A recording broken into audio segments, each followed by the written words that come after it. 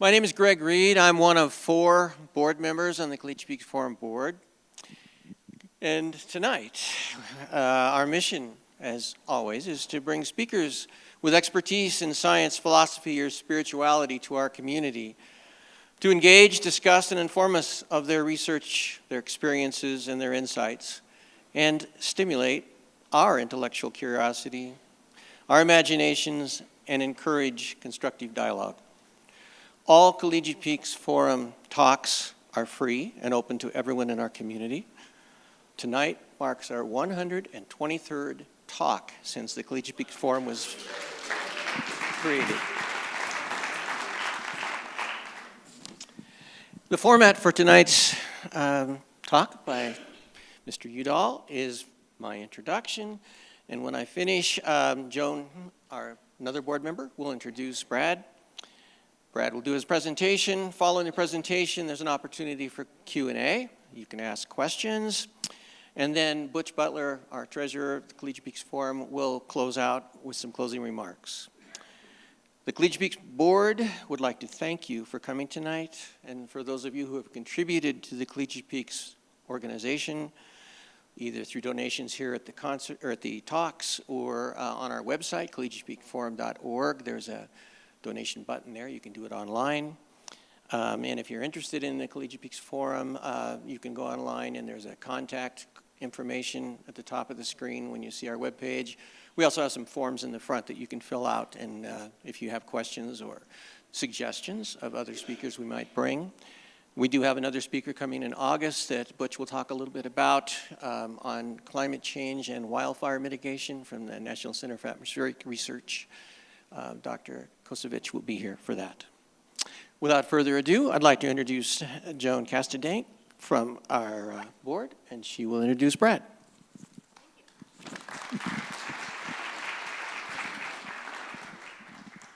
Hi, my name is Joanne Castendike, and I'm here to introduce Mr. Brad Udall. Brad Udall is a senior water and climate research scientist and scholar at Colorado State University's Colorado Water Center. His expertise includes hydrology and related policy issues of the American West. Mr. Udall has testified in both the U.S. Senate and the U.S. House of Representatives on the impacts of climate change on water resources, and he's provided input into multiple National Academy of Science panels. In addition to publishing many peer-reviewed articles and being interviewed on 60 Minutes, PBS, and other media outlets, you can hear him on episode 2 of Colorado Public Radio's podcast, Parched. Here we go. Thank you. Thank you for coming. Here's Brad.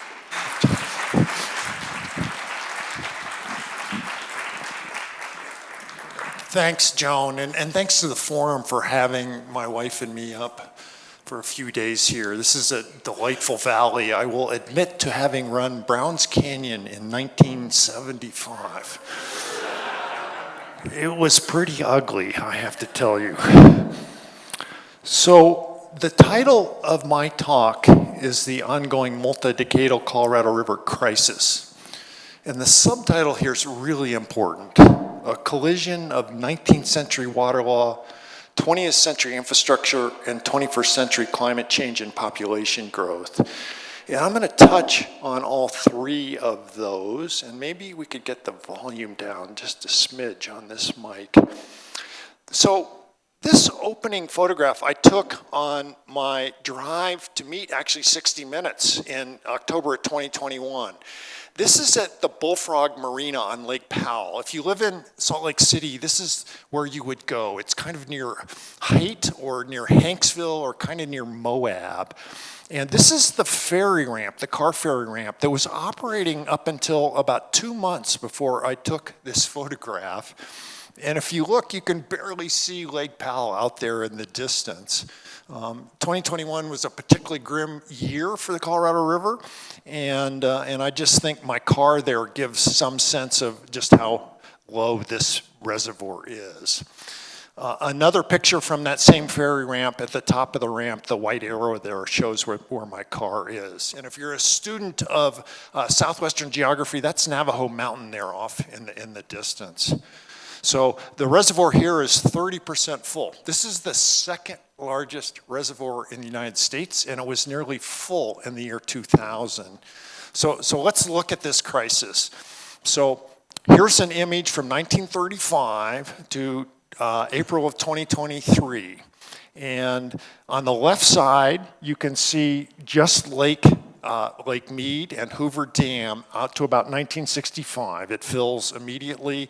And then Glen Canyon Dam, the nation's second largest reservoir after Lake Mead, comes online. And you can see the fill that takes place from 65 all the way into the 1980s. There's a drop in the 90s. And then right there in 2000, both reservoirs are 95% full, 47 million acre feet of water. And I'm going to use the term acre foot a bunch tonight, so let me define it. An acre foot is 325,000 gallons. It's the size of an Olympic swimming pool. It's 1 foot of water on top of 1 acre. And it's the measure that farmers use because it makes sense. When you're growing crops in Colorado, you might put a foot or 2 feet of water on top of every acre to get some kind of reasonable crop. In the lower basin where it's really hot, some farmers use up to 10 feet of water on each acre. The river itself, average annual flow was about 15 million acre feet in the 20th century. So there you go, 47 million acre feet. But by April of 2023, Powell and Mead are only 25% full. That's the right axis there, the one in red, at 13 million acre feet. And over the course of those 24 years, they've lost 34 million acre feet, or about 1.5 million acre feet per year. And that's a number I'm going to come back to because I think that's the amount of demand that we actually need to remove from this system, that we're completely oversubscribed. 34 million acre feet. And in a few slides, I'll show you what this great wet year we just had, but don't get too excited about this. That little blip right there, that's 2011 on the upside. So that's the single best year we've had since the year 2000, about 20 million acre feet of inflow that year. This year, about 18 and a half. And if you look at that, following that up, immediately on the backside of it are 2 awful years, 2012 and 2013. And that's been the history since the year 2000. Very few good years and lots of terrible years. So these are 2 newspaper articles from just late last year. Washington Post, officials fear complete doomsday scenario for drought-stricken Colorado River. That's December 1. And then just a few days later, U.S. water management system on edge of collapse, expert says. That sort of puts in context what I'm going to talk about tonight, this worry that we would drain these 2 reservoirs and leave roughly 40 million Americans who depend on this system with very little water. So let me give you an overview of where I'm headed. Part 1 is all scene setting. Where are we? How did we get here? And there's a whole slew of stuff I'm going to talk about. Basic geography, this idea of what we call the law of the river. Supreme Court decrees, compacts, agreements that determine how we manage it. I want to talk about this crazy way we manage water in the American West that I'm going to call winner-take-all water allocation, and how unsuited it is for the society we live in, yet it's the thing we're stuck with. I want to talk about the Central Arizona Project, which is really important. It's this thing in Arizona, and it may seem like it's a long ways away and doesn't count for very much, but it's really important. And I actually have some personal history with this project through my family. I want to talk about the 30 tribes that should have water rights, and some of them don't. I want to talk about what happened after this wet winter. I want to talk about how inflows and demands have changed in the 21st century. Recent federal actions that have been taken to slow these declines, and then some very recent activity in April and in May around new management proposals to get us to 2026, and then also a whole new set of rules that have to be put in place after 2026. So that's all part 1. Part two is, what's the science tell us? And I want to talk about flows and temperatures and precipitation and how they're all moving in the wrong direction. I want to spend one slide just talking about unprecedented global climate change and what we're seeing worldwide right now, because I don't think you can think about this in the absence of that. I have been saying for years that climate change is water change, that climate change and water are directly connected, and most of the really important impacts we feel through changes in the water cycle. I want to explain how 85% snowpack, a pretty good snowpack, can turn into a measly 30% runoff. I want to tell you that this whole problem we got, it's not drought, it's something else, and what scientists are using, the term they're now using is the term aridification. And then if you're not bummed out by all of that, I'm going to talk to you about what we think where flows and temperatures are going. And then finally, I'm going to wrap up. So this I just all went through, and I'm not going to redo this. So let's look at a picture of the basin. So you can see that there's an upper basin and a lower basin.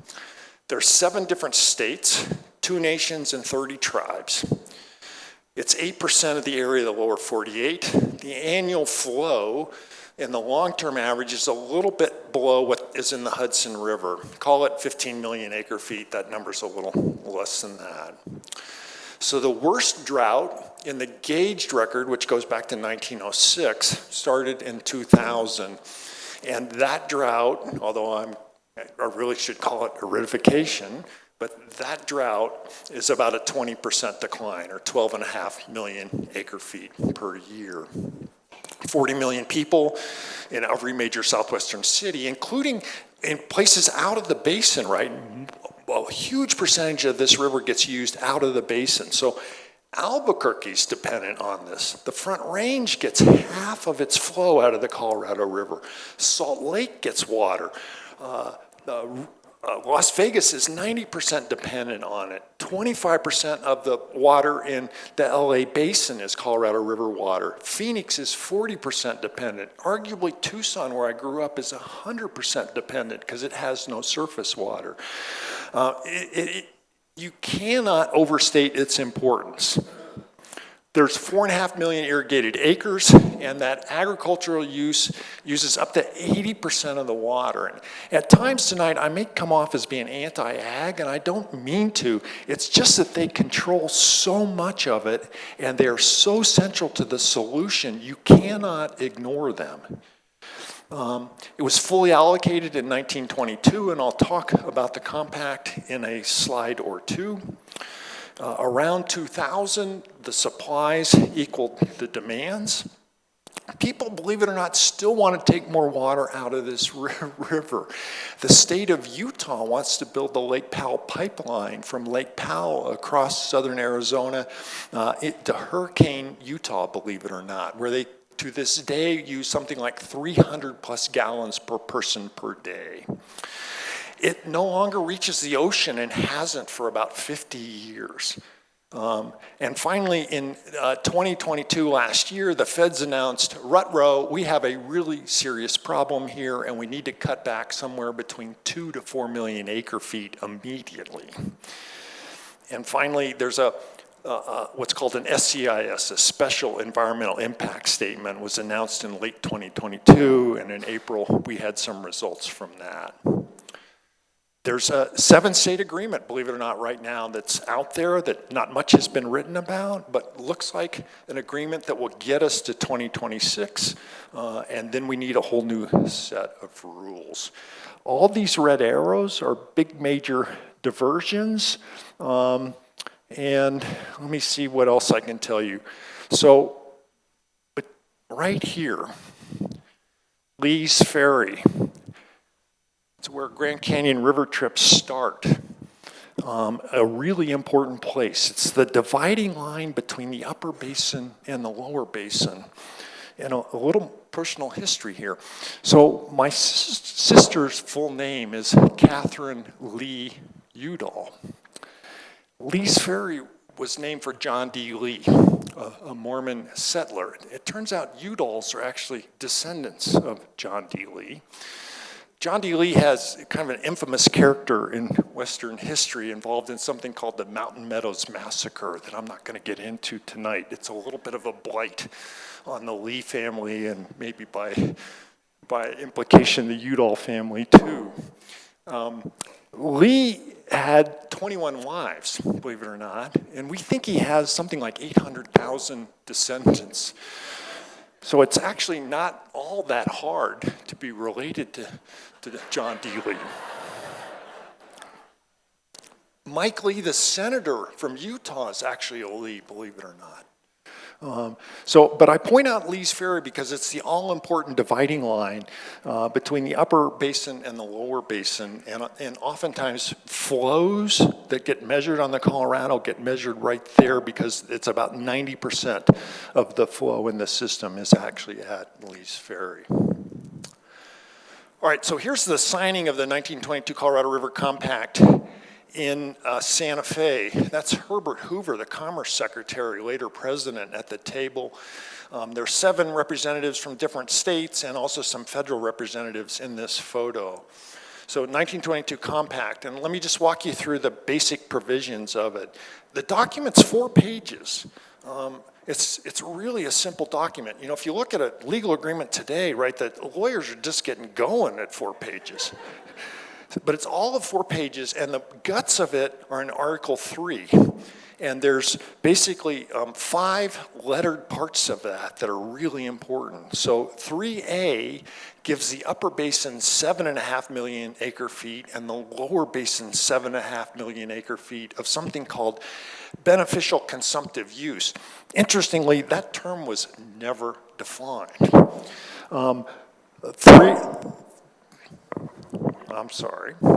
3B gives Arizona an extra million acre feet because they have a whole river system in their state and they wanted some extra water to account for that, although that's never really been agreed upon. 3C says if there's ever a treaty with Mexico will get water that isn't allocated right now, but if in fact there's no extra water, we'll split it out of the shares of the Upper and Lower Basin.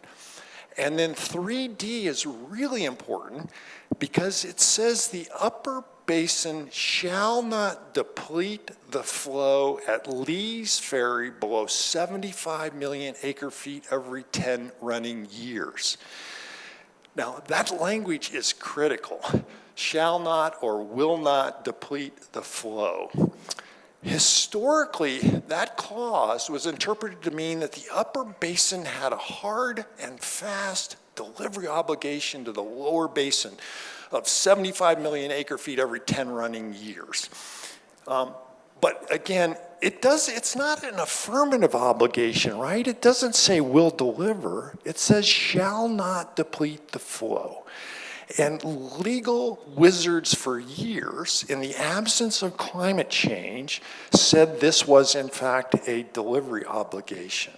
And the Lower Basin has now become very dependent on that interpretation. But that's not what it says. And I and others have recently said that in an era of permanently declining flows, the Upper Basin does not, in fact, have a delivery obligation to the Lower Basin. We don't know exactly what that means, but it's a really important clause and one of the many outstanding issues around the compact.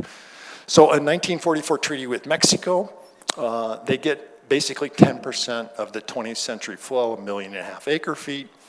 There's a huge Supreme Court case that took 8 years to resolve, and it was over how much water Arizona got and how much water California got within the Lower Basin.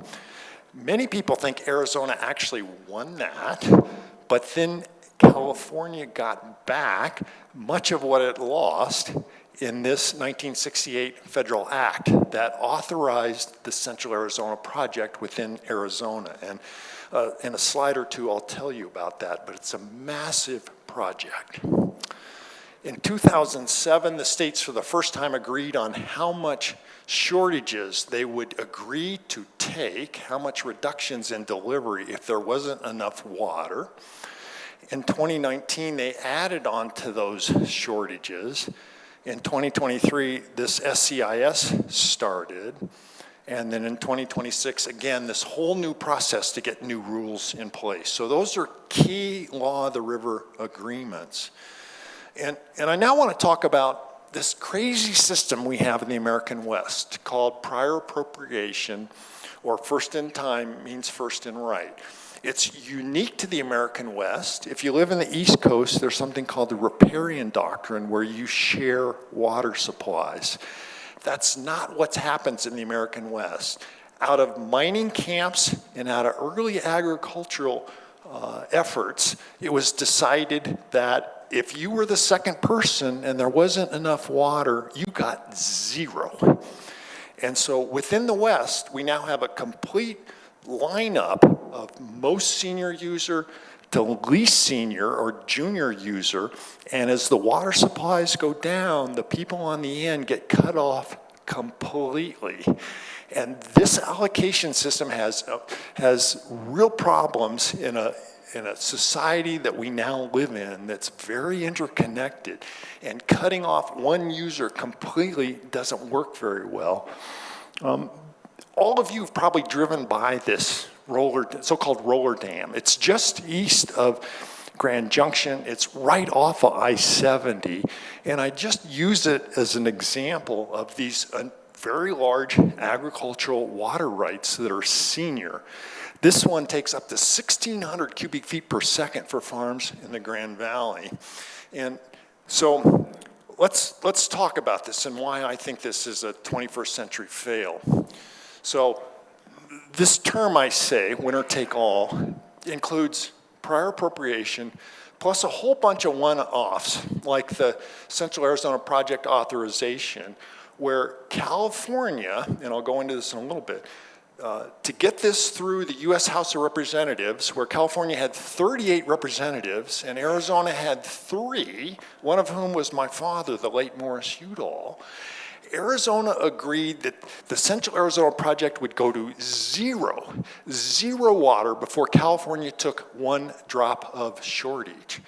This is, again, the water that's 40% of Phoenix's 5 million people, and arguably 100% of the surface water allocation that Tucson has, Tucson now being well more than 1 million people.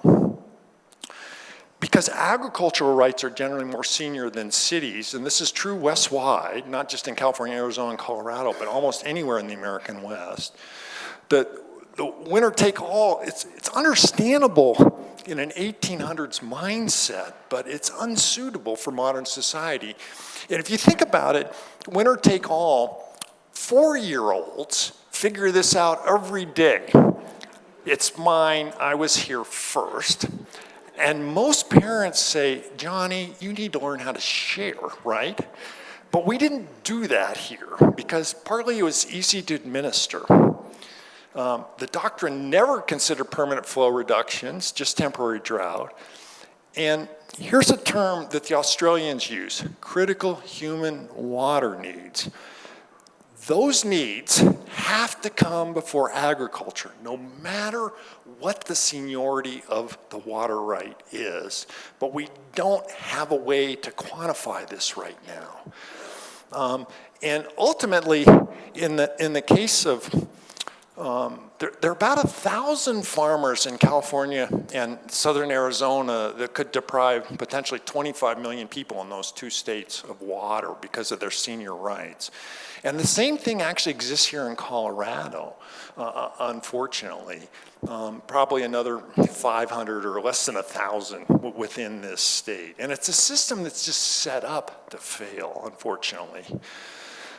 Solutions to this add tremendous amount of uncertainty and likely huge expense because these water rights are property rights. I mean, they're fully vested. You can't take them. You shouldn't take them. You can't take them. And they're very valuable.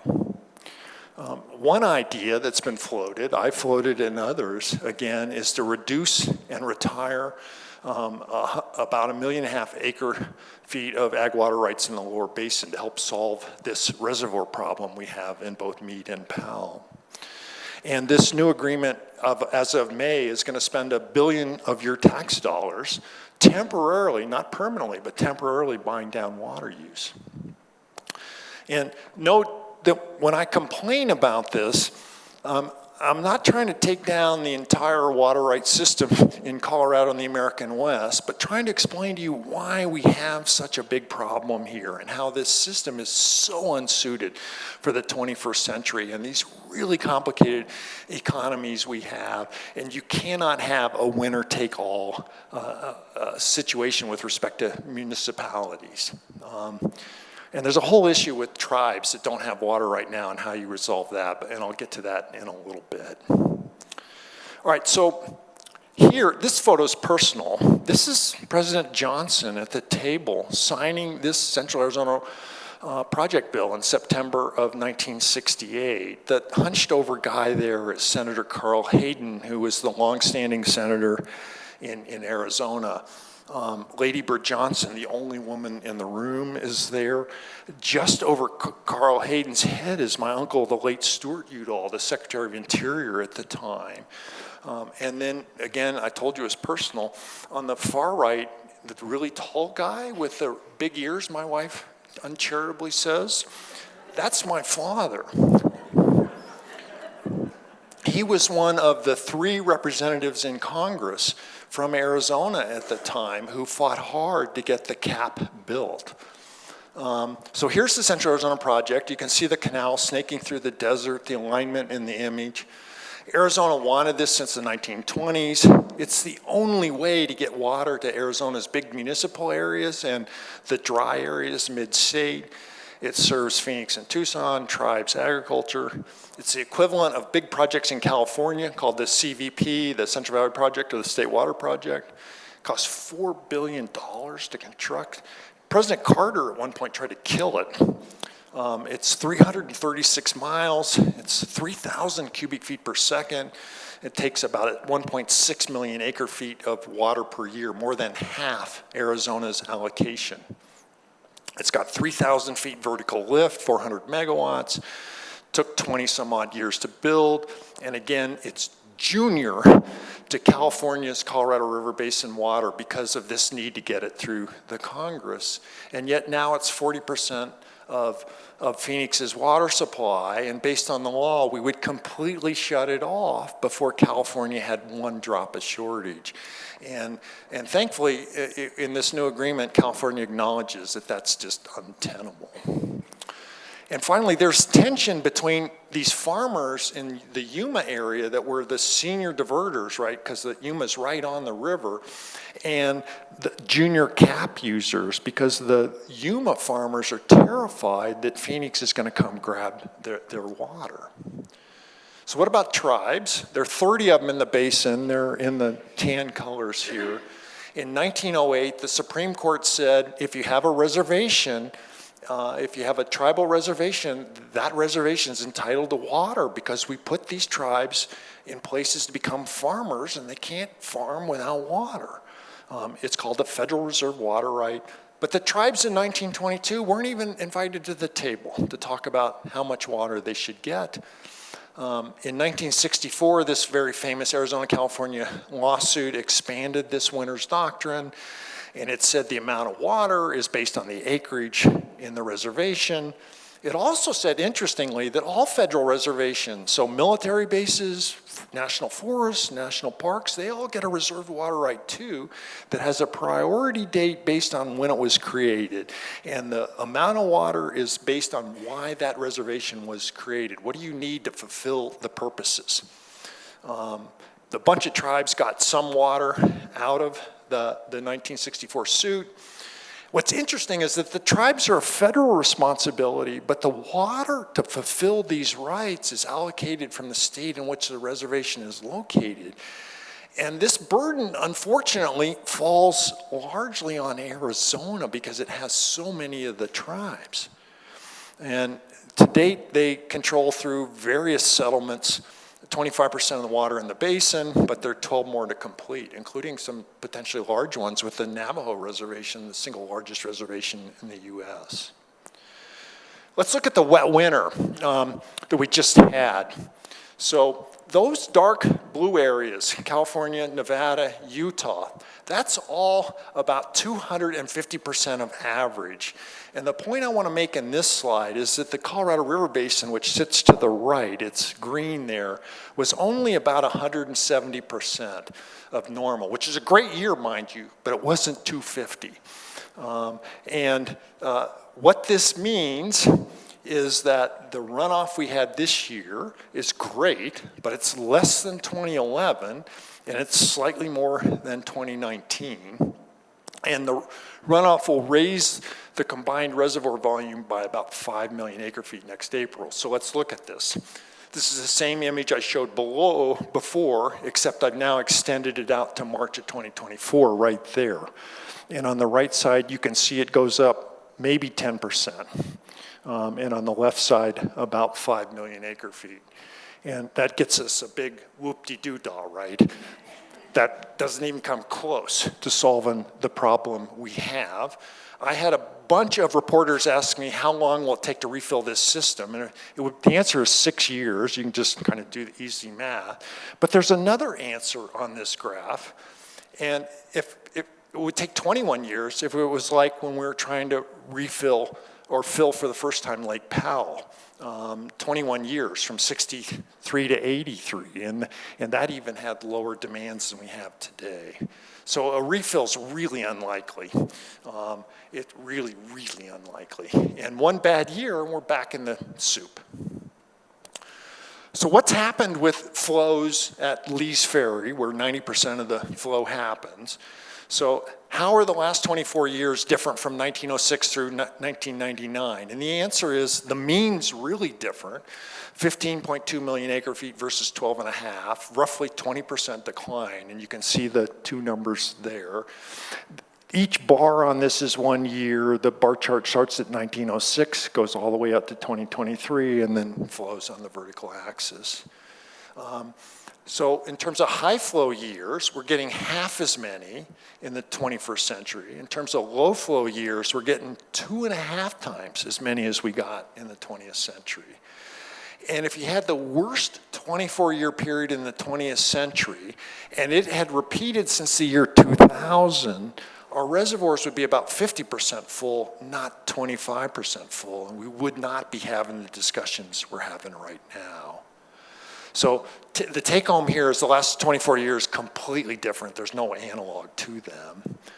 Here's a look on demand. It starts in 1960, which is cut off on the bottom, I'm sorry.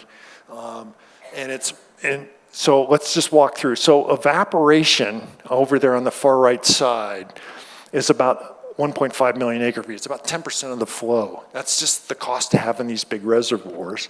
So the next line up is the Upper Basin with and without evaporation. With is the solid line, without is the dotted line.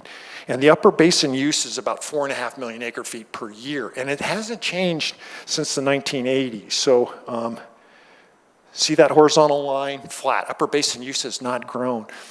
I told you a while back that the compact granted the Upper Basin 7.5 million acre feet, right, back in 1922. And the Upper Basin is not happy about this right now. They think they can still grow into water. What water? I have no idea. But they think they're still going to grow into this. And maybe there's the dawning realization that this water isn't there to happen, isn't there to feed this growth. And I have to tell you, I'm not that sympathetic to the Upper Basin's complaints here or desires, in that they had 100 years to get this done, 100 years, and they didn't do it. And now stuff happens, right? So that's where we are with the Upper Basin. So what about the lower basin in blue? So it peaked at about 12 million acre feet, and this includes Mexico, and is now about 9 million acre feet. You can see it there. And then finally, the total basin use peaked at 17 million acre feet, and it's now down to about 14.3, thanks to some conservation that's gone on. So there is some good news in here, and most of that decline, right, is in the lower basin. Another point, and I made this before, 80% of this water is going to agriculture and about half of it's used for forage crops. So what about federal actions to show this decline? So in 2021, right there where the red arrow is, and this chart's almost impossible to read, but we hit the first reservoir level upon which we're going to cut back water deliveries. It took until 2021, 22 years into this drought, that we decide, based on the rules we have in place, that we're going to cut back. And that cutback is all of 2% of recent flow. It's a really tiny cutback, and it's way over there on the right. You can't see it. In 2022, we had a tier 1, so we had a cutback of about 5%, and that's the second part of this chart. And then in 2023, we actually had even more, tier 2A, which is about a 6% cutback. And yet the reservoirs continued to go down. In 2022, we decided, well, we're not going to release some water from Powell, and we're going to release water out of Upper Basin reservoirs to try and prop it up. And that was completely unanticipated. And then finally in June of 2022, the Commissioner of Reclamation announced completely out of the blue that guess what? We need 2 to 4 million acre feet in cuts immediately. And that's 15 to 30% of flow. And so there are now 2 environmental impact statement processes underway. This SCIS I've spoken about, and then the 2026 post rules are also underway. And all right, so what happened this year? So in April, the draft EIS was released, and it had 2 options in it, kind of interestingly, both with the same amount of cuts. And I'll note the states were unable to agree, all 7 states were unable to agree in January 2023. 6 states put in one proposal, California put in their own. And the EIS had 2 different options. So option 1 was you cut on strict priority, this winner take all. And the result, Central Arizona Project has no water. And option 2 was equal cuts, and the result is California farmers take large cuts. CAP also cuts significantly. So these are big cuts. They're on top of the previous slide. And so the peach and orange are the current agreements. And the vertical axis here is elevations in Lake Mead. And as you go down, the cuts get bigger. So in 2024, where those red arrows are, those are additional cuts. Again, more cuts at lower elevations in Lake Mead, and up to 2 million acre feet total cuts right there. And then they were going to increase the cuts in 25 and 2026. And that's the blue lines there. There was a 45-day comment period. So midway through this comment period, lo and behold, the 7 states reach an agreement. And they put aside the existing EIS and go study this current agreement, which I'll deal with in the next slide. And the whole EIS has now been refocused on this new 7-state agreement. Here's the Washington Post article from May 22nd of this year. It covers only 3 years. What they're going to do is every year, you're going to have 1 million acre feet of new cuts. So a total of 3 million acre feet over 3 years. 2.3 of that 3 is going to be compensated by $1.2 billion of your tax dollars. And interestingly, here's how these cuts work out. California, more than 50%, Nevada, 10%, Arizona, 37%. And the compact, or actually Arizona v. California, those are the numbers that the states are allocated in the absence of any cuts. And so you can kind of see they match fairly well. I mean, California's actually agreed to take really significant cuts here, which is stunning, actually. It's not a done deal, but most people think it is, and it's under study right now. So let's shift gears. This shows 3 places on Lake Powell: Height, Bullfrog, which I already showed you, and then down at Page, because I just want to show you a couple photos.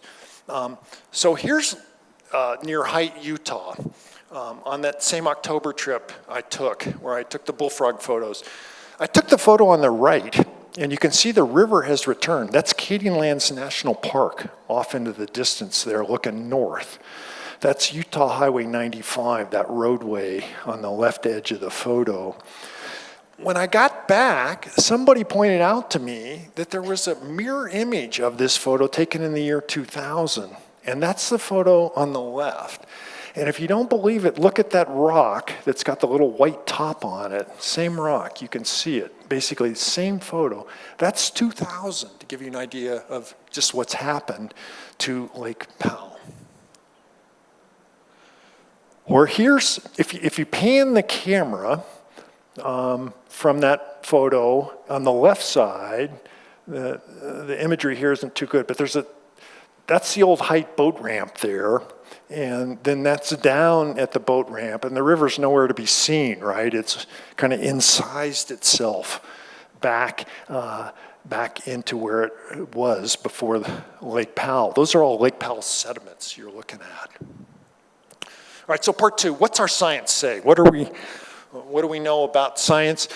This image I've been making since about 2014. It appeared in a paper I wrote. The upper image you're kind of familiar with. That's Powell and Meade, the combined contents. The next one is Upper Basin natural flows at Lee's Ferry, and shows the big decline we've had recent years. The two next ones, precipitation and temperature, I'll show you better images of them just in a little bit, but they're all going in the wrong direction. Flows down 20% since the period 2000, 2022, 23-year-long period, lowest 23-year period since 1895 when records first kept. Temperatures up 3 Fahrenheit in the basin since 1970. We've got all this unprecedented change globally that I'll get into in a second. And this is sort of, again, that outline I went through you before, so I'm not going to belabor it. But that's where we're headed in the next few slides here.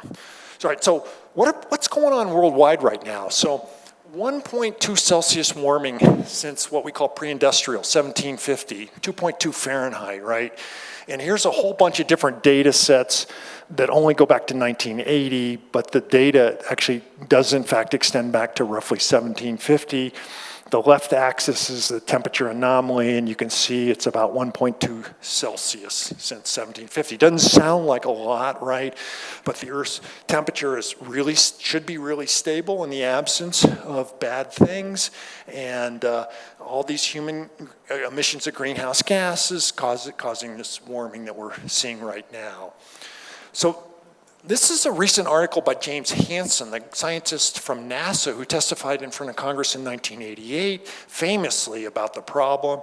And his most latest paper says we're going to see this rate of increase is actually going to go up. And it's a disturbing paper, as you might imagine. We're on a path for not 1.5 Celsius, which most scientists would like us to be at, or 2 Celsius, which is the international agreement, but 2.7 Celsius by 2100, which is completely unthinkable. If you've been paying attention this summer, right, Phoenix with many consecutive days over 110 degrees, Rome at 108. The best science, the attribution science out there says these temperatures are basically impossible without human-caused warming. And ocean temperatures are just going crazy this year. So the black line is 2023. These are daily global sea surface temperature anomalies. And scientists are really scratching their heads over what's going on here. Day of the year on the bottom, so 0 to 360, and the anomaly on the vertical axis. But this is just one of many nutty things that are going on in the climate system right now. Antarctic sea ice loss. So the red line's 2023, all the other years are in blue there. Again, just crazy stuff. Unprecedented flooding events. I mean, these seem to happen regularly. Colorado's a bit of an exception, and I'll tell you, enjoy it while it lasts, because we're going to see, a 2021 fire season or a 2020 fire season soon, unfortunately. Climate change is water change. Image of the Pacific Ocean, the little tiny limb of the Earth, that blue layer that keeps us all alive, right? That holds CO2, that the greenhouse effect that makes the Earth roughly 60 Fahrenheit warmer than it would otherwise be. It's a good effect as long as you don't overdo it the way we're doing it. This seems like an appropriate image for my point. So the water cycle upon which we all rely is a heat-driven cycle. Vast quantities of the ocean evaporate every day. They mostly just reprecipitate onto the ocean, but some of it makes it to land. The water cycle doesn't just move water, it actually moves heat around the planet as well. Because when you evaporate water, the energy that it took to evaporate the water is embedded in that vapor. And when that vapor recondenses, that heat is released. And that's the heat that drives hurricanes, for example, or thunderstorms. As the atmosphere warms, it holds more moisture, and about 5 Fahrenheit warming is about a 20% increase. So what we have now is a bigger sponge above our head. It actually holds more water, which can lead to bigger droughts, and then when it decides to precipitate out, because that sponge is bigger, you get these enormous downpours we're seeing worldwide. So we lose on both sides of the equation, on the drought and flood side. When you heat the earth up, you get more evaporation, more precipitation, more moisture. You get changes in weather patterns. One way to think about it is we often see wet wetter and dry drier. We get more intense floods and droughts. And almost all of these changes are noted statistically significantly now. More rain and less snow, earlier runoff, higher water temperatures, more intense rain. So here's precipitation in the Upper Colorado River Basin, 1910 on the axis all the way out to 2022 on the right. The annual data is the real noisy stuff. Then I've got some linear trends, and then the blue line, something like a moving average. And you can see around 1980, right, those trends all head down. It's the worst 23-year running average all the way back to 1895. 2018, the single worst year. A quarter of these years are in the bottom 20 of all years. Just look at all those low points relative to the left-hand side of the image here. And the highs are lower than many of the 20th century highs. So my point here is this entire precipitation regime has been shifted downward. And this decline, there's some evidence that it's human caused, and if so, will likely continue. And that's the difference in the average between the 20th century average and the 21st century average. It's about an inch. Doesn't sound like much, but over the whole basin, it adds up. What about temperatures? So similar graph, daily data, the squiggly stuff, moving average in blue, and then various linear trends. And they're up 3 Fahrenheit since 1970. And you can see it right there.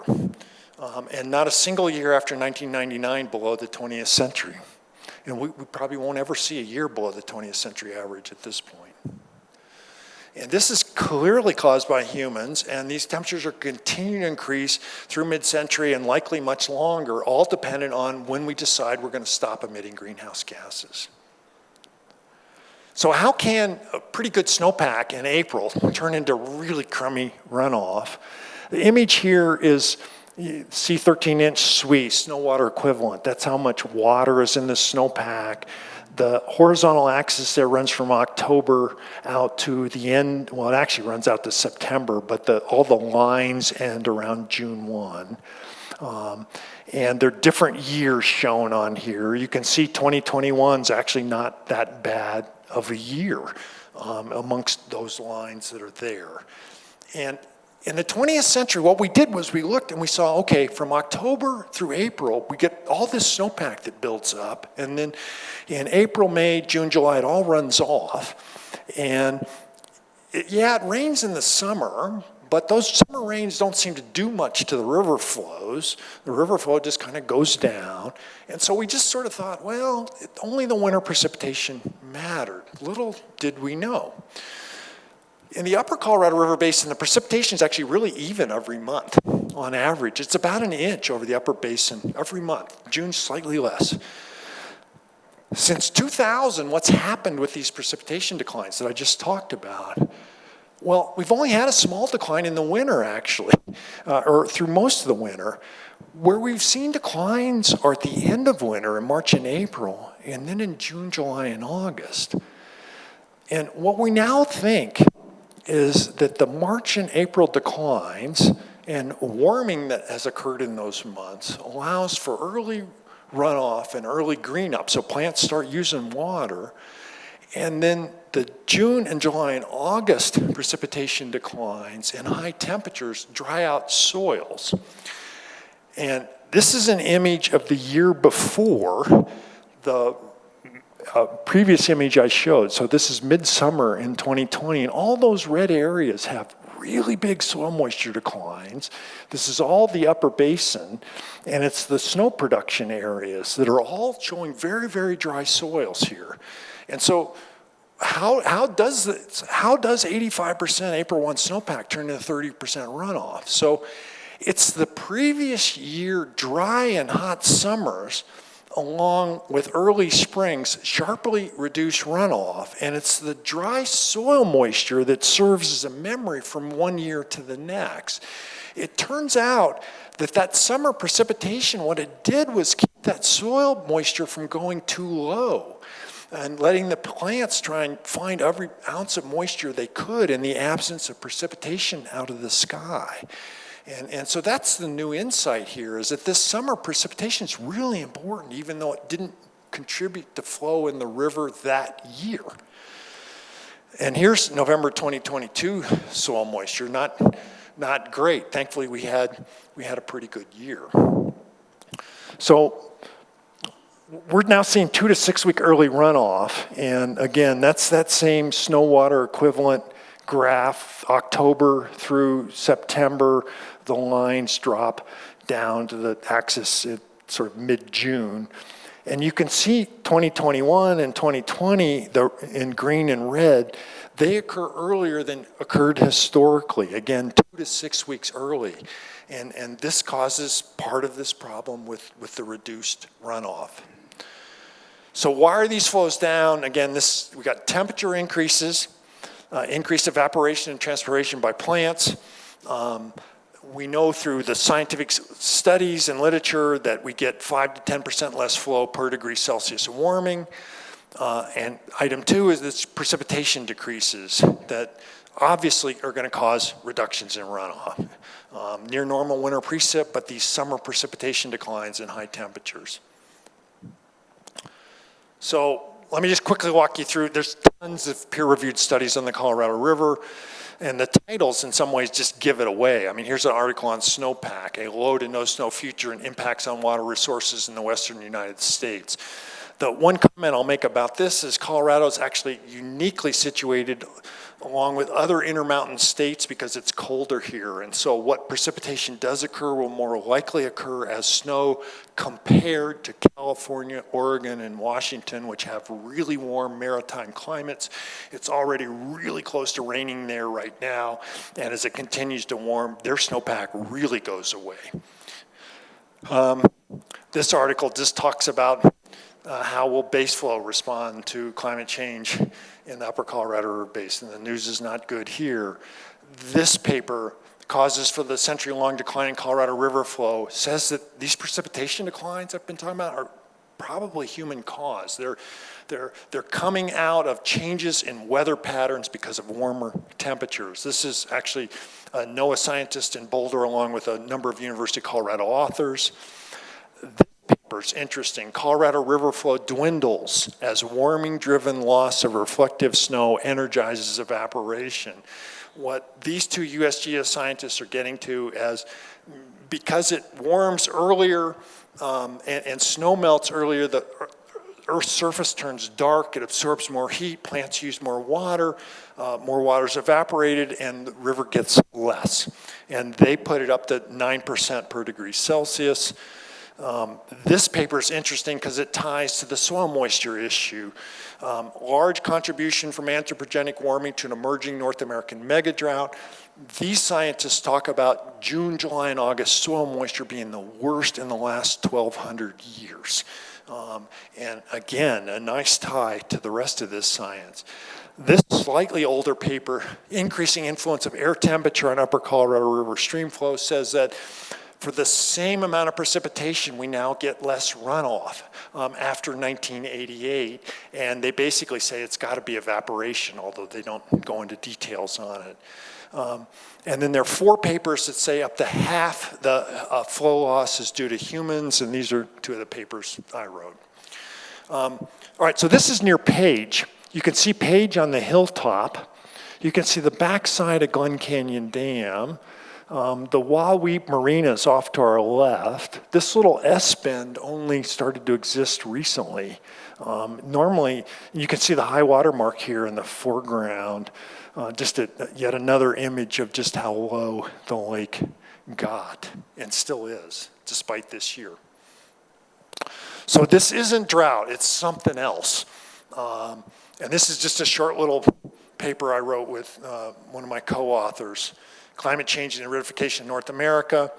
It's not a drought, what we got going on. And it's not, I really loathe the term new normal. Normal implies predictability. It implies stability. We've got a system that's continuing to change. And so to call this the new normal, it's too cutesy to me because it doesn't really put front and center the fact that the climate change has change in it for a reason. Stuff is changing here, and calling it the new normal basically minimizes what's going on. We got declining snowpacks, earlier runoff, shorter winters, more rain, less snow, higher temperatures, drying soils, severe fires, forest mortality, this warmer atmosphere that wants to hold more moisture. We got storm tracks that we think are actually moving northward, so missing portions of the basin, and then mega drought. That's all basically what is aridification. How about projections? What about for flows and upper basin temperatures? So Jonathan Overpeck, my co-author, and I suggested we could lose another 10% by mid-century. The million done, the USGS authors, the reflective energy, the loss of snowpack energizes evaporation people said, well, maybe we get more if we get lucky, but we also could get a 40% decline by mid-century. This little paper here, which was an overview of all the science, didn't put any numbers on it, but said a strong tendency towards lower runoff. Upper basin temperatures suggest that we could see a lot of warming by 2050, between 2 Fahrenheit, another 2 Fahrenheit, and maybe 5 Fahrenheit, depending on exactly how this all plays out. All right, so 2 more slides to finish. Key issues to resolve. So what river should we plan for here? I mean, how low should we go? This was a one-page piece I wrote with a University of New Mexico guy, John Fleck, and we basically were just trying to push the decision makers into planning for much lower flows without putting a number on it. We need to resolve how we're going to deal with the Central Arizona project, because you can't cut it off. And perhaps this new agreement that only lasts to 2026 is a nice little blueprint for that. We need to get these 12 tribal water right claims resolved. We need to resolve this whole idea of critical human water needs, right? How much do we really need for these cities to function, and how can we adjust Western water law to fit with the realities of the 21st century and our needs? And again, this is just the same way of saying the same thing. What's the proper balance of ag versus city? And the feds, if we don't get enough cuts, the feds could cut this stuff unilaterally. And finally, if you remember, I talked about Article 3D in the compact, that 75 million acre feet so-called delivery obligation. We need a resolution of that, an understanding of what that means. And related to that is how much, if any, upper basin demand growth. So here's kind of some of my answers to those questions. 2023 buys us time. It doesn't change the problem, though, that demands are much bigger than supplies. I think personally the science suggests strongly that we're going to see more declines, and maybe they don't happen, but it can't hurt to plan for them based on what we've seen. It's not a drought, it's aridification. We probably need to cut back demands in the lower basin by 1.5 million acre feet while holding upper basin demand approximately constant. We've got these major changes in Western water law to figure out. We have to share the climate change risk between the upper and lower basin. Shared sacrifice is the word of the day here. Humans aren't doing enough to avert climate disasters, and that's a whole nother talk, but I mean, we're just not getting it done. There are promising things underway, but 2.7 Celsius warming, which is where we're headed, just it's unthinkable. And I don't have any solutions in this talk, which is bound to leave all you completely depressed. But my secret plan here is to come up with some solutions in Q&A if you're interested. And so with that, I'll end, and I appreciate you all coming out to hear me tonight. Thank you.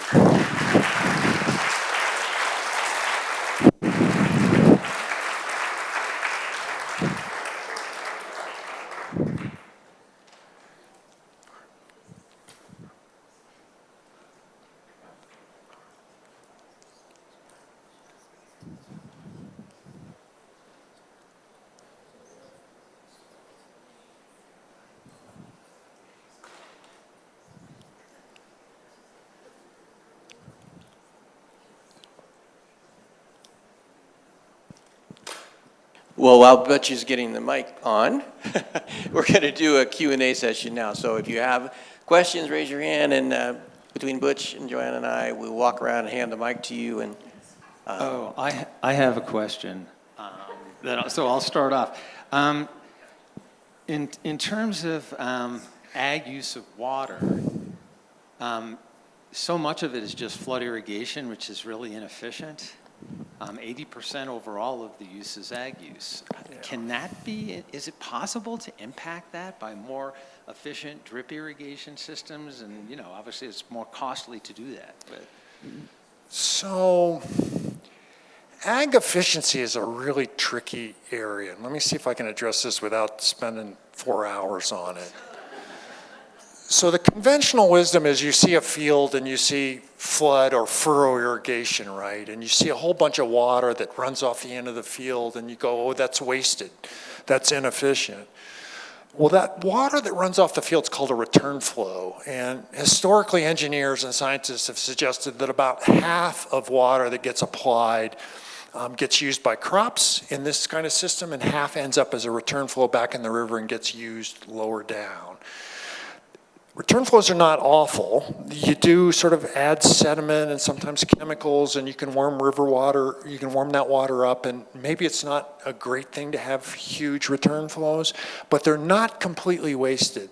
And this measure of efficiency that we think of, for example, with gasoline, where you get one crack at the gas, right? You get 20 miles, you get 40 miles. Which is more efficient? You want the 40. It's really confusing when it comes to water because that water, a bunch of that water gets reused, right? So now let's talk about efficient, quote, efficient systems where there's less runoff.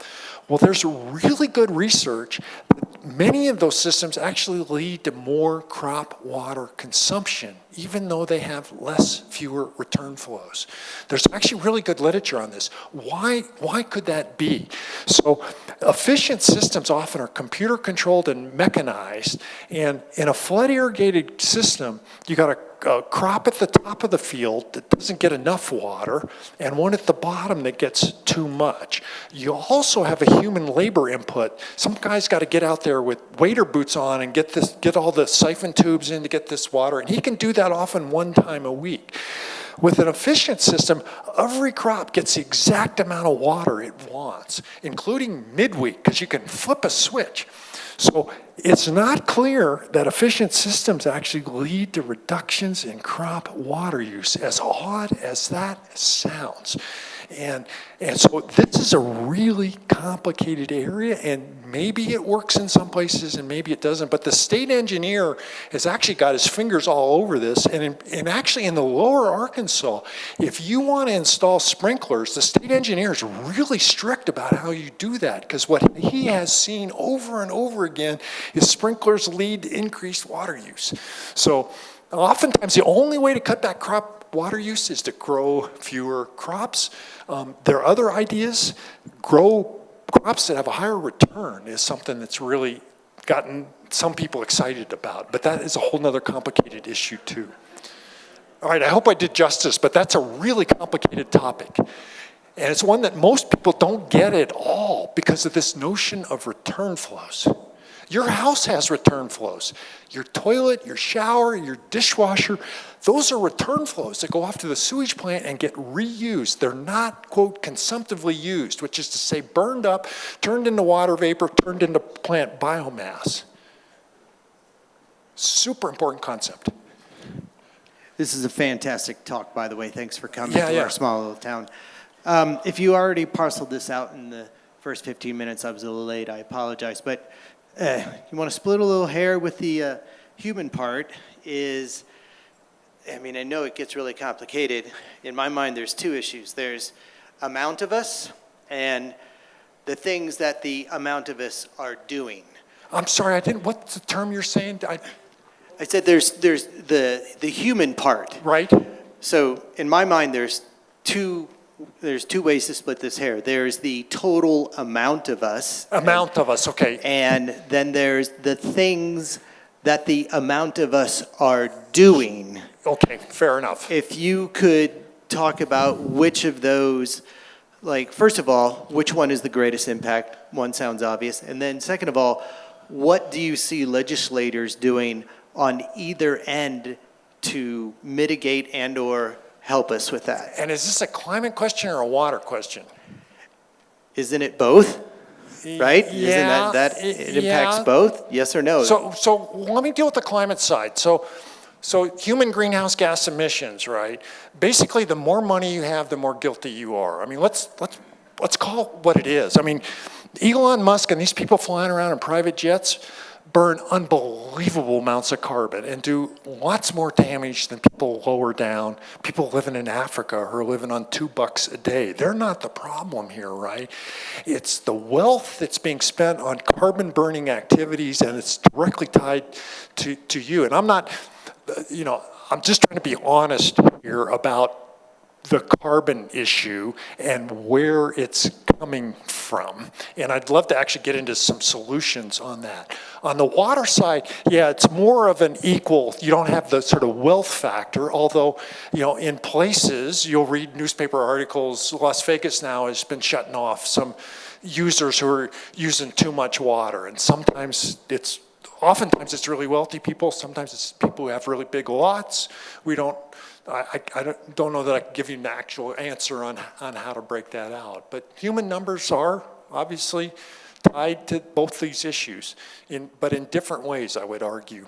And wealth is probably a differentiator that's important between the two of them.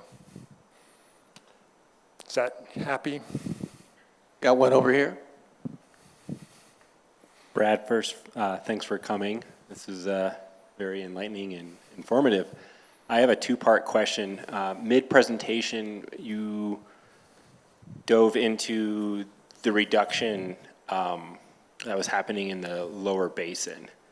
And these are fairly detailed questions, so forgive me if it's not apparent. But one is, for those reductions that are taking place or did take place, who and where are those being felt the most?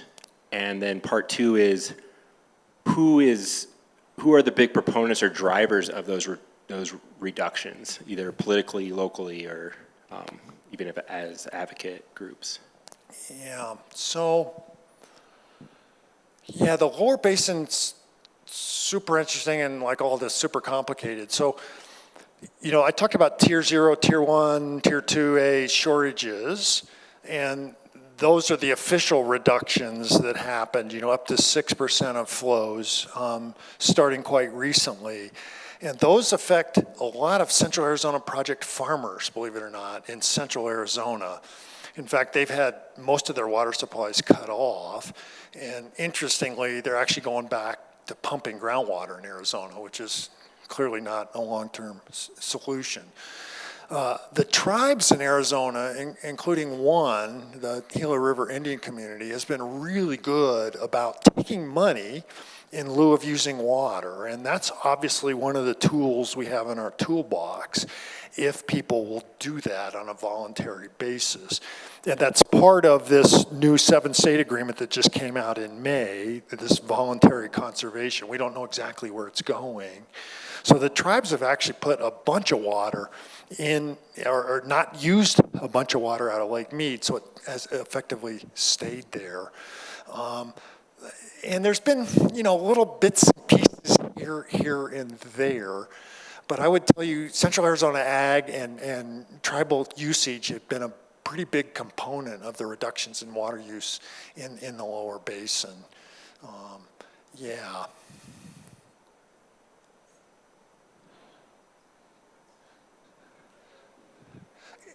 And I really like hanging out in the shadows over here because it's not as bright, but I understand you can't see me, so I'll get blinded out here.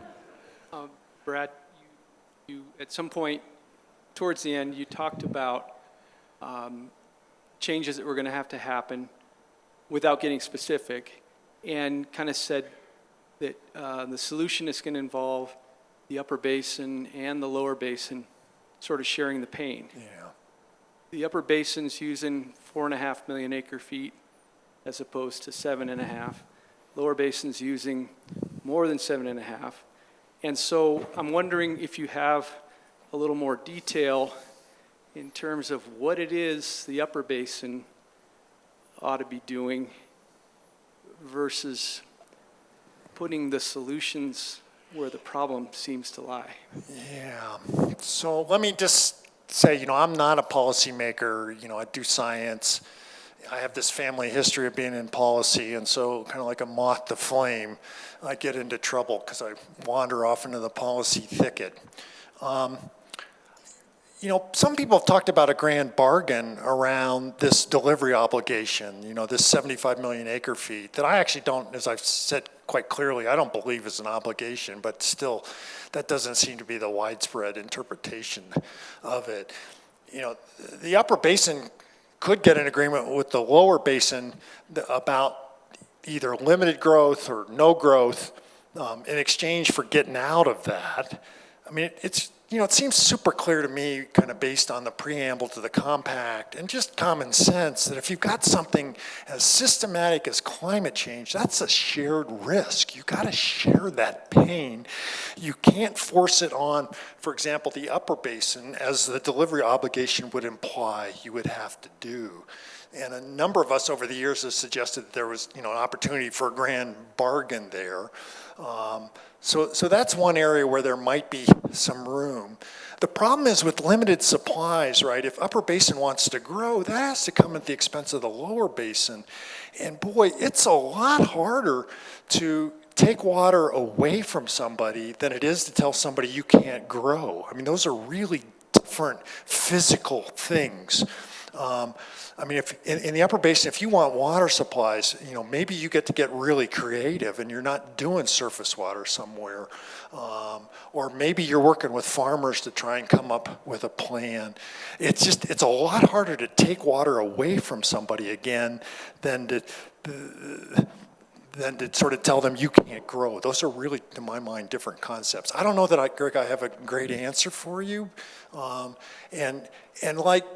of the things about water, and one of the things that does give me a little bit of optimism, is that the people in this, it's pretty wonky. It's a fairly small group of people. They almost all mean well. They get their elbows out, but they understand this is a communal resource, and we need to figure out how to allocate it fairly and equitably. And you see that time over and again, even though, initially people seem to be pretty resistant to change. Question up here? Yeah, if I understood your statistics correctly, I think you said 80% on the usage side, it goes to agriculture, and roughly half of that goes to, let's call it animal production, crops. So my rancher friends will hate me for this question, but what can we do to reduce that side of the equation, or is there any hope in that area, knowing what a powerful lobby animal agriculture is, and what a force it is in American culture in particular. Just curious what your thoughts are, or if you have any data on that topic. Yeah, I do have some thoughts. I don't know if they're good, and I mean, this is part of our culture, right? I mean, you live in these beautiful places in Colorado mountains, and these hay fields feel cultural to us, right? And they sort of remind us of who we are and the agricultural heritage we have. And yet at the same point, animal agriculture uses tremendous amounts of water, and I hate to say this, but beef is now being tainted with large greenhouse gas emissions, and the science is good on this. This isn't crummy science. It's methane, it's nitrous oxide in the ag sector, but particularly with beef cattle, it's methane. Both from manure and from the way they digest, the amazing ways that cows digest, right, with multiple stomachs. And they can basically eat cellulose, which is incredible. But they belch methane. And I wish, there's some idea that maybe you can feed cattle seaweed and it cuts down on methane. But those two issues are really linked, and we need to think about solutions to them. Ultimately, I think we're going to end up eating fewer animal products. I just don't see a way around that. And I mean, it's just the numbers that are out there on diets and greenhouse gas emissions. And I'm not trying to make anybody feel bad. I eat meat. Many of you do too. I wish I were a vegan. I don't know that that's ever going to happen. But I sure can eat less meat.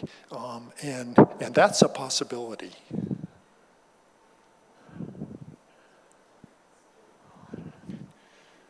I'm so glad you're here.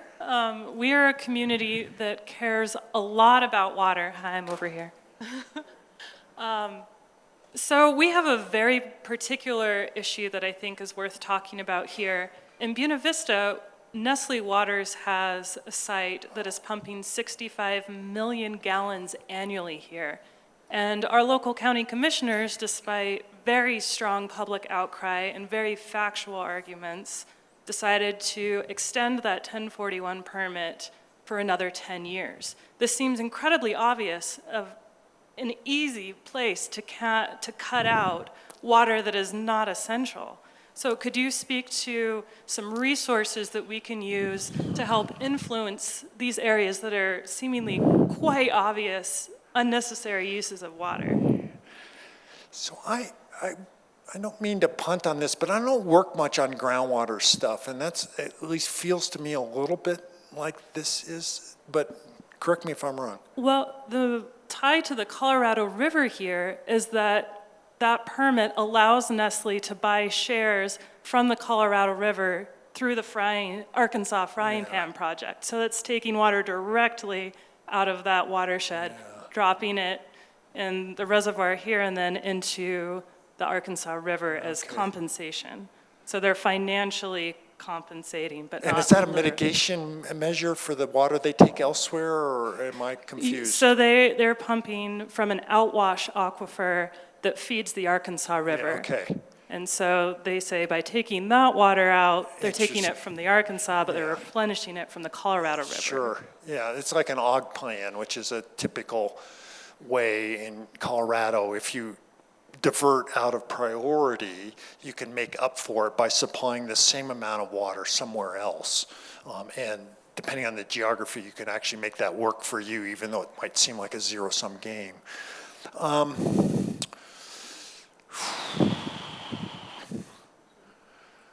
Well, I mean, what would I tell you? I think every diversion needs to really be looked at closely right now, right? And it's hard for me to speak to a super local issue like that. There's a super interesting thing going on in Arizona right now with these Saudi farms growing alfalfa, right? And there are big national articles on this right now. And what I've sort of decided about this is it's easy to beat up on the Saudis, but the real problem here is pumping groundwater in Arizona. And as soon as you frame it that way, you actually then go after you include a bunch of other people that are pumping groundwater in Arizona in your target list. Yeah, I guess the only thing I will tell you in today's world, and this maybe sounds too touchy-feely and too good, man, American politics is so broken right now. Let's keep stuff civil. Let's get as many facts on the table. Let's respect people on all sides. I mean, I know this sounds crazy given the nuttiness that's out there, but what goes on in Washington, D.C. right now drives me nuts. And within local areas, I actually see much of what I asked for happening, and maybe it actually is happening here.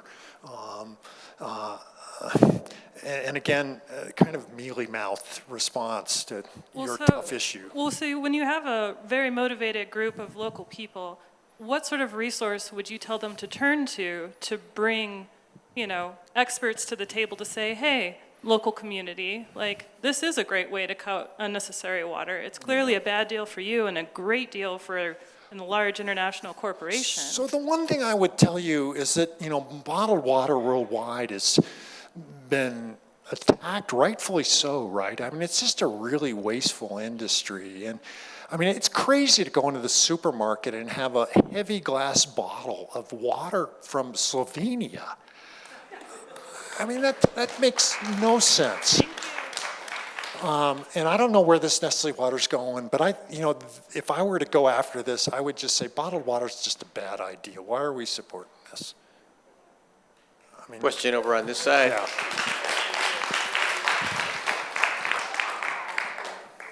Brad, thanks for coming. Back at a more political time, I worked with both your father and your uncle in the 70s and 80s. I was with the Wilderness Society at that time.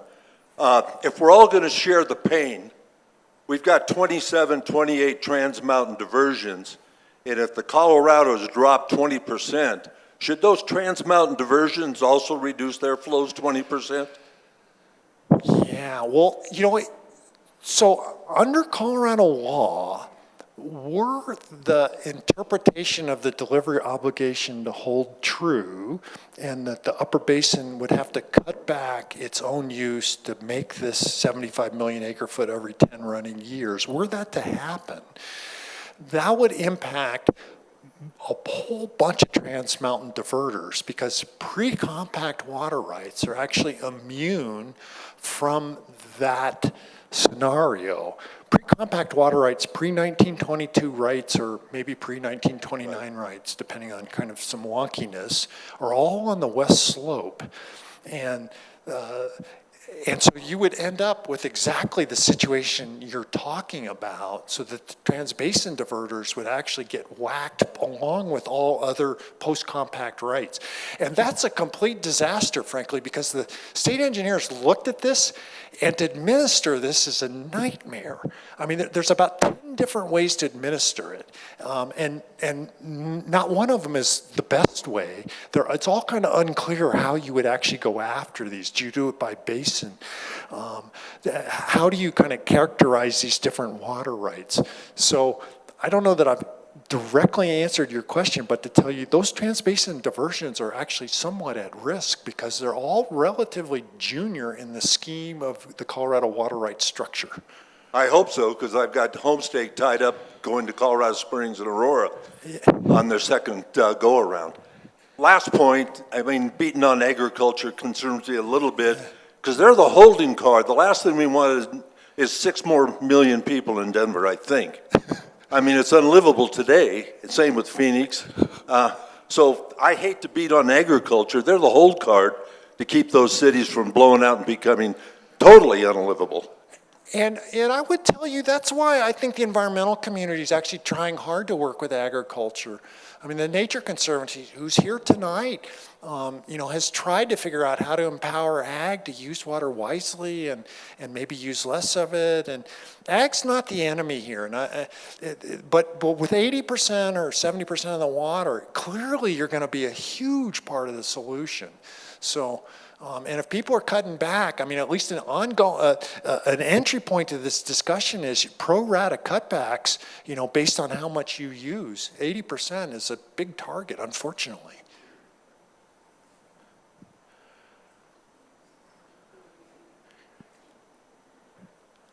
Yeah, thanks for showing up. This has been fun. I'm glad you mentioned the Hansen paper. That's a recent paper. It's pretty important.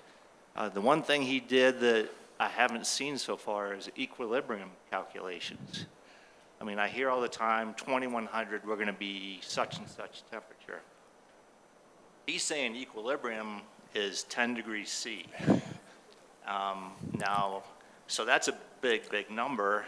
And so the question I've got for you is, have we started studying like river flows versus temperature increase? Like from 0 to 20 degrees C, can you make a chart how much flow you're going to have available?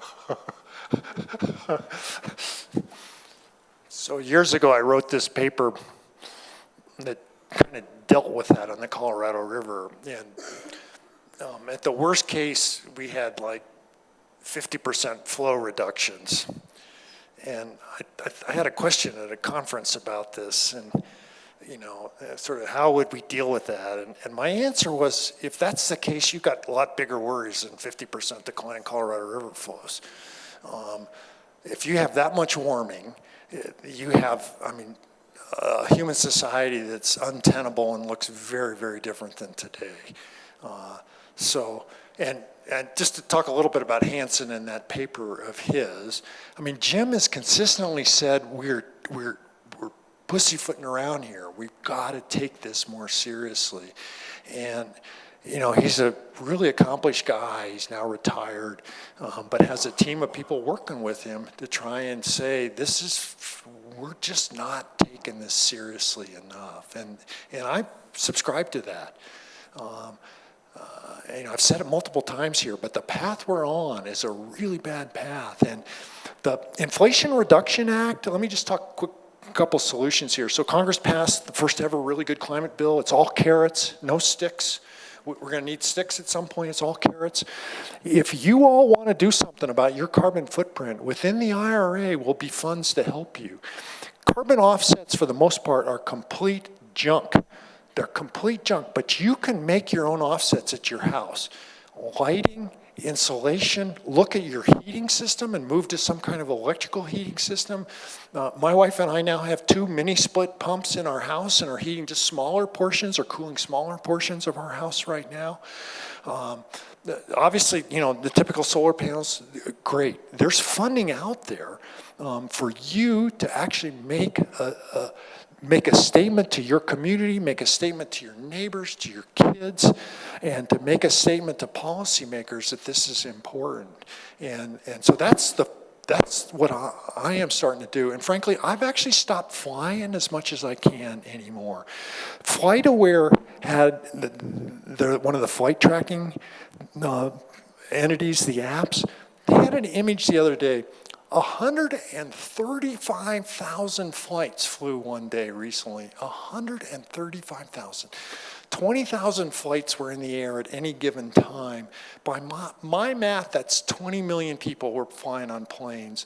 Most plane travel, is completely discretionary. And I'm not telling you don't take a nice trip somewhere, but what I am asking you is think about those emissions, because they're quite large, and they're your choice. They're generally not mandatory.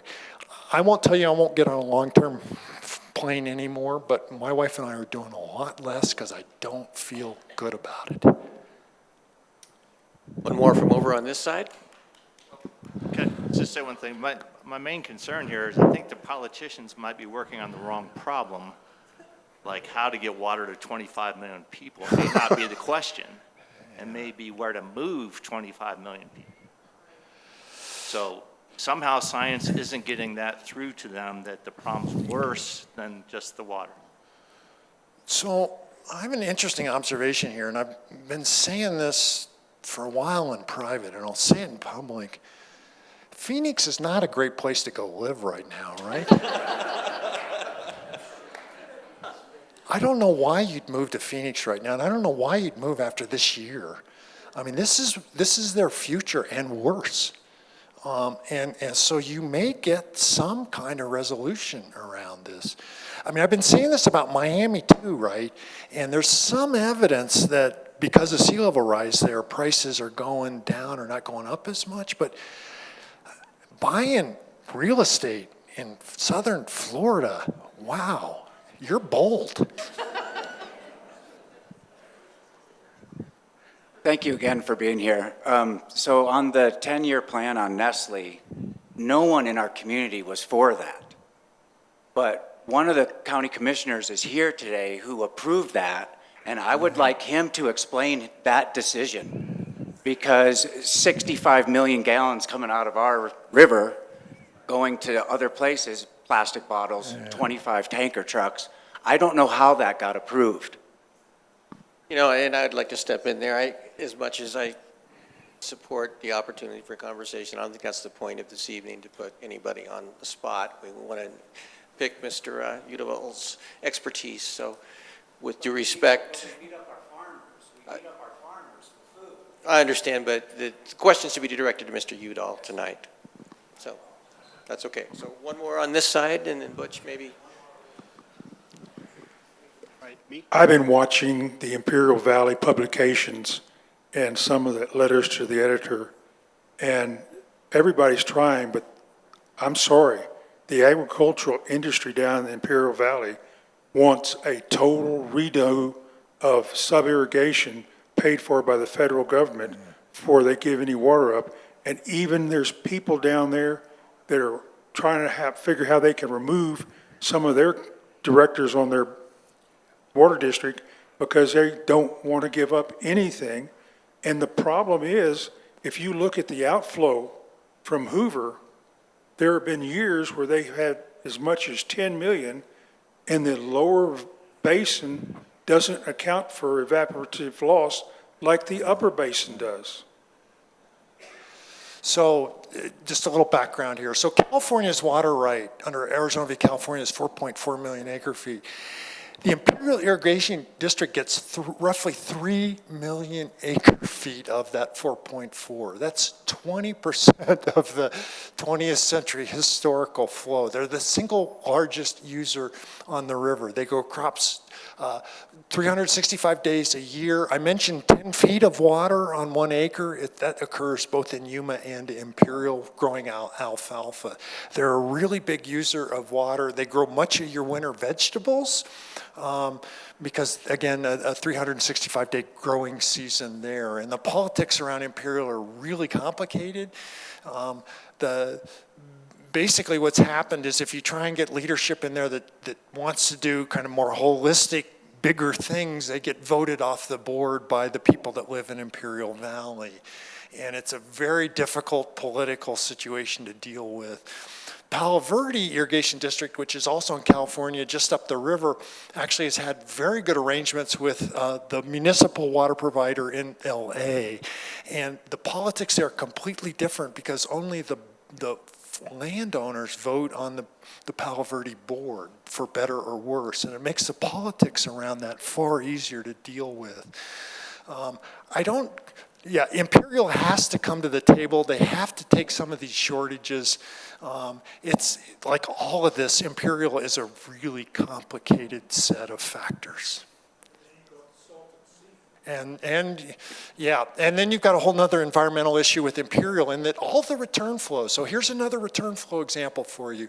The return flows off of Imperial flow into the Salton Sea, which by area is the largest body of water in California, not by volume or depth. Tahoe is by far, but by area it's the largest. Salton Sea turns out to have enormous environmental values for birds on the North American flyway. And when Imperial decides to cut back on water or to move to more efficient systems, the return flows into Salton Sea go down, and then it becomes hypersaline, and all the little shrimp that the birds eat die. So yet another issue showing you just how interrelated all these issues are and how complicated they are to solve.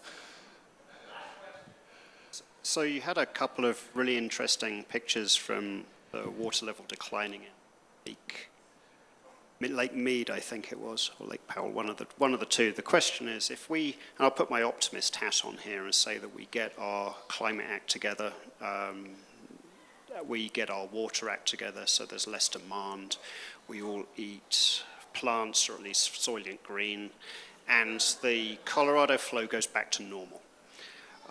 So after a while, things start filling back up again. So with that reduced consumption model, do we have the same need for Lake Meads and Powell as we did before? Or does all that completely change because we just don't have the same water needs that we've been used to?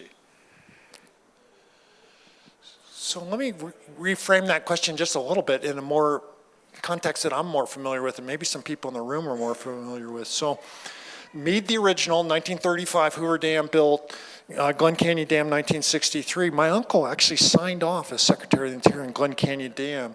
He later said it was a really big mistake, although I think that kind of overstates his power to stop that train that had already left the station. There are many people that would like to just have one reservoir down there right now and restore some of the environmental values that are present in Glen Canyon Dam, now buried under Lake Powell. I don't know the answer to that. I mean, that's a value question, right? That's not a science question. Clearly, I mean, the one mistake that got made in the really interesting history here is that David Brower, who was head of the Sierra Club, a long time ago fought a proposed dam in a national monument in Dinosaur, Echo Park. And he basically said, we can't build a dam in a national park. We did that once. The Sierra Club let one once go in Hetch Hetchy in California, and we're not doing that a second time. The compromise was to put the dam at Glen Canyon. Glen Canyon should have been a national park. There's a picture book by Elliot Porter that the Sierra Club produced about the same time. It's a stunning place. I have 45 trips in the Grand Canyon as a river guide down there, and the guy I worked for, Ken Slight, only started doing Grand Canyon trips because he got flooded out of Glen Canyon. He told me Glen Canyon was stunningly beautiful. And if you've ever done a Grand Canyon trip, it's a little hard to believe that there's someplace cooler than the Grand Canyon. But that's what Ken Slight told me, and that's what I believe.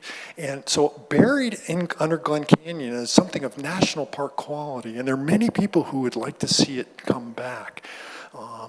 And it gets a little bit to your idea of, do we really need two reservoirs? And the problem with Lake Powell and Glen Canyon Dam is for years, the Upper Basin has said, this is their bank account. This is how they make that delivery to the lower basin, that 75 million acre feet.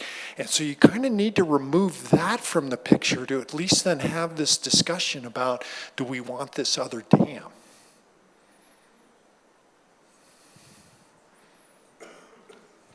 All right, very good. Let's have a round of applause.